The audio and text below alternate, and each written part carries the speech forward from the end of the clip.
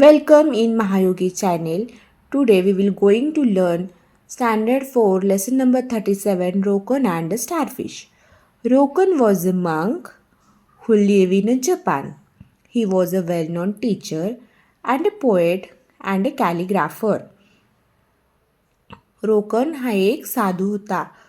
Who live in Japan. ते जपानमध्ये राहत होते. He was a well non teacher. ते एक सुप्रसिद्ध शिक्षक. अँड पोएट कवी. आणि कॅलिग्राफर म्हणजे someone who knows the art of fine handwriting म्हणजे सुलेखनकार होते. One day he was walking on the beach म्हणजे समुद्र. ते एके दिवशी समुद्रकिनाऱ्यावर चालत होते. And he saw that hundreds of starfish had been washed ashore in a storm.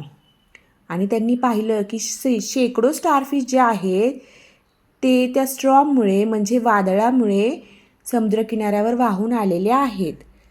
The storm had blown over and the starfish were dying in the hot sun. आणि ते जे वाहून आलेले शेकडो स्टारफिश जे आहेत ते सूर्याच्या उष्णतेमुळे मरत आहेत. Rokan begin to pick up the starfish one by one. Begin सुरू करणे. रोकनने एक एक फिश त्यातला उचलायला सुरू केले. He threw them back in the sea. Threw म्हणजे फेकणे. आणि त्याने परत त्या पाण्यात सोडायला एक एक मासा सुरू केला. What is the use? याचा काय उपयोग? Said his disciple who was watching Rokan. Disciple म्हणजे शिष्य. मग ते रोकनचा जो शिष्य होता तो हे रोकनला सगळं करताना पाहत होता.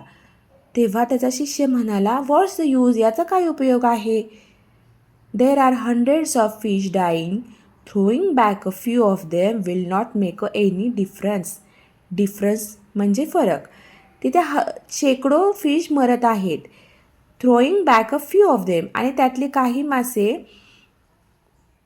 पाण्यात सोडून काय फरक पडणार आहे? Rokan picked up another fish. रोकनने पुन्हा एक फिश उचलला. It will make a difference to this little fish, said Rokan throwing the fish back into the sea. It will make a difference. हो, फरक पडेल. To this little fish. ह्या छोट्याशा माशाला फरक पडेल. तिथे शेकडो जरी फिश मरत असले तरी आपण जे मासे पाण्यात सोडू त्यातील काहीतरी जिवंत राहतील. म्हणून या आशेने रोकन जे आहे तो ते फिश एक एक करून पाण्यात सोडत होता. When help is needed, it is important to give whatever help you can give. When help is needed, help म्हणजे मदत, needed म्हणजे गरज. It is important, important म्हणजे महत्त्वाचं.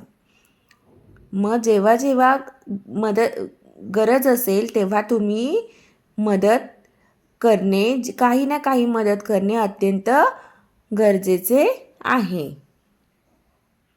धन्यवाद.